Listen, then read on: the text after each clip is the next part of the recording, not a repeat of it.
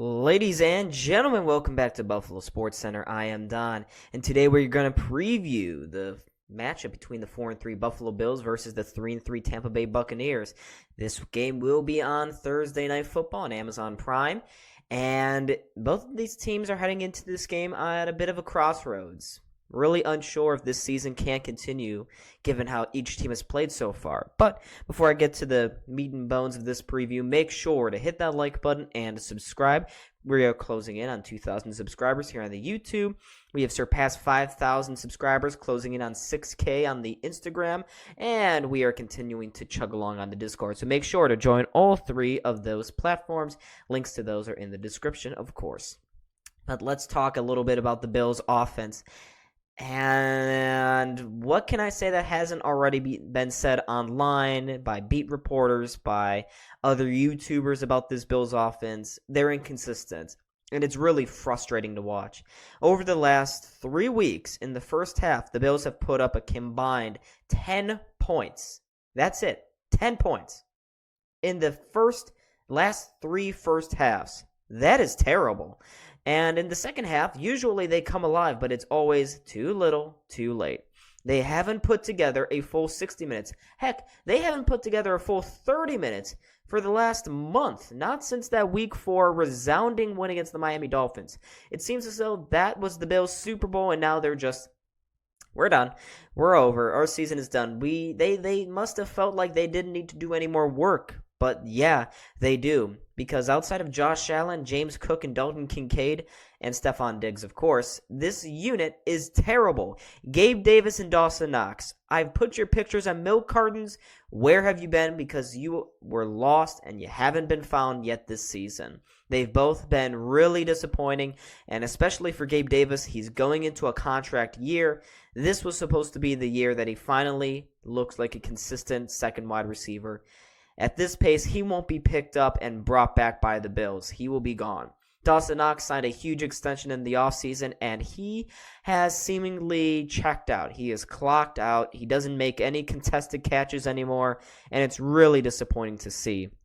And I don't think I can go any further without mentioning offensive coordinator Ken Dorsey, who, let's just put it this way. If Matt Canada didn't exist for the Pittsburgh Steelers, I really do think Ken Dorsey would be up there for one of the most despised offensive play callers in the league. Maybe the guy from New Orleans, Carmichael. But other than Canada, Carmichael, and Dorsey, I really don't think I can name another offensive play caller as hated as these three are. Because Ken Dorsey has been beyond predictable. He is stale. It looks nasty. It's not even fun anymore.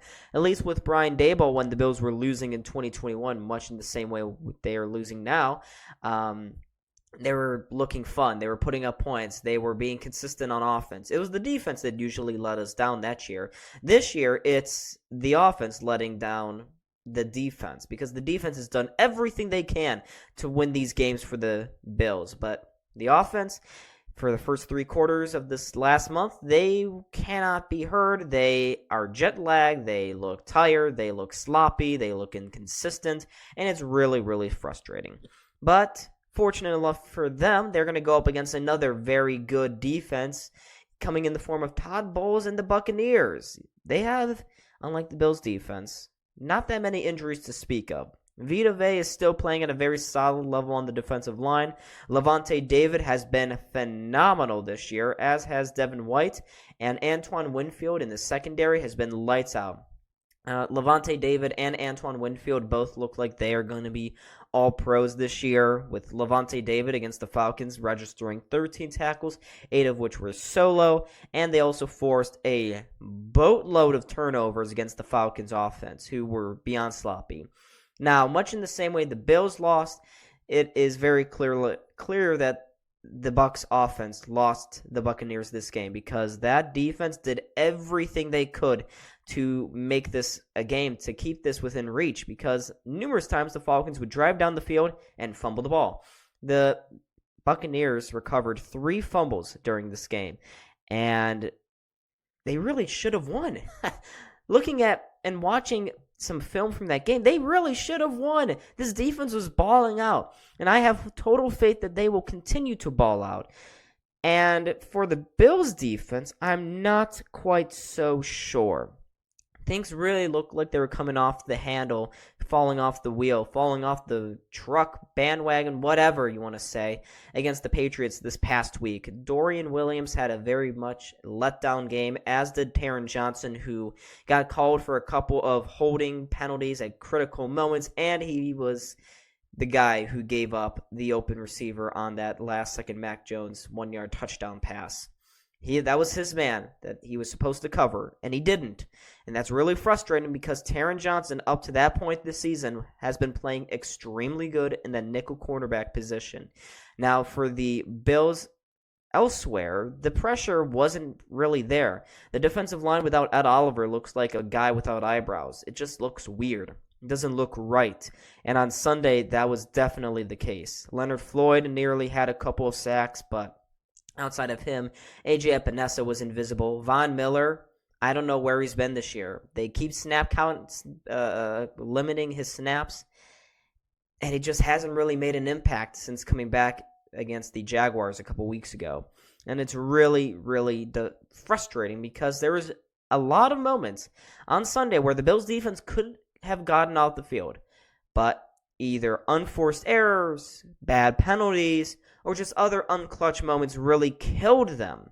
But they are, without Milano, without Tre'Davious White, without Daquan Jones, without Matt Milano, you can't really expect them to do too much. That's where the offense has to lift this defense up. The Bills are no longer a defensive team. They don't have a strong enough defense to overcome offensive flaws, which puts, again, more pressure on guys like Ken Dorsey, Gabe Davis, Josh Allen to do stuff. Now, the Bills' defense will catch a little bit of a break this week because they will be facing Baker Mayfield and a struggling Buccaneers offense. I mentioned earlier in this preview how Baker Mayfield really lost the Buccaneers this game.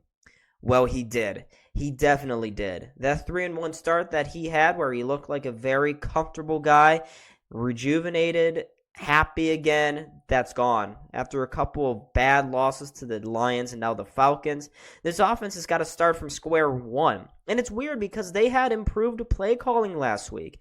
That wasn't a problem for once. What was a problem was sloppiness, bad penalties, and poor mental errors from Baker Mayfield. Now, you can never count out this Buccaneers offense. They have Chris Godwin, Mike Evans. But the one thing they do not have, once again, is a running game. Rachaad White has been anything but good. He has been really disappointing this year, only averaging a little over 3 yards a carry, and on Sunday he was only averaging about 2.5 yards per carry. He's just not been good enough. And without that run support, Baker Mayfield cannot win you games. And without Rachaad White doing anything, it's going to be really hard to see this Buccaneers offense score many points. But they are going up against a defense that really looks like a preseason unit. They don't have anybody anymore. We are down to our bare bones defenders. So if there's any defense that Baker Mayfield can get somewhat right against, it's the Bills. So, with all of that out of the way, here is what our BSC panel is predicting for this Week 8 matchup. Away from White. Personal foul. Roughing the passer on the defense. Knocks at the top. Just caught a touchdown on the last series. He loves to go to him down here. But looks another way. He's got Davis. And the Bills have another touchdown.